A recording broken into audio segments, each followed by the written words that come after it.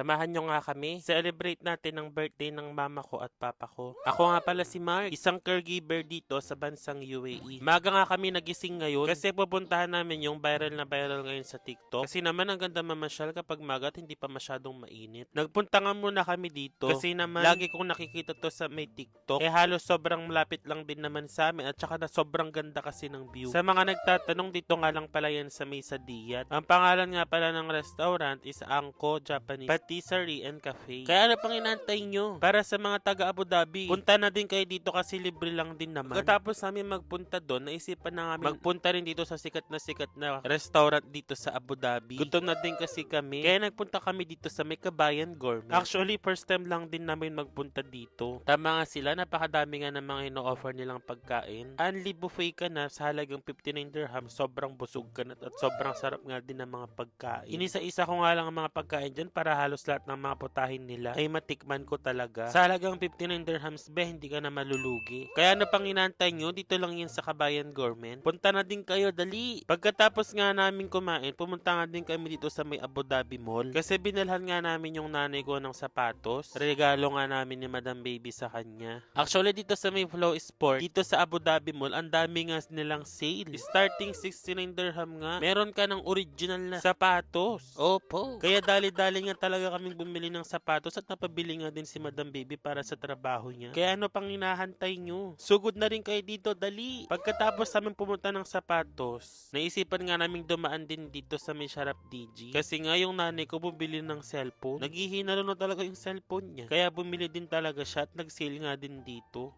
Tuwang-tuwa nga na naman yung nanay ko dito kasi ang dami na naman niyang napamili na para bang anak ng kontraktor. Uuwi na din kasi siya ngayon sa Dubai. Kaya nagmamadali din kami at meron din akong pasok mamaya. Pero dito ko na nga tatapusin ng ating vlog. Maraming salamat sa inyo.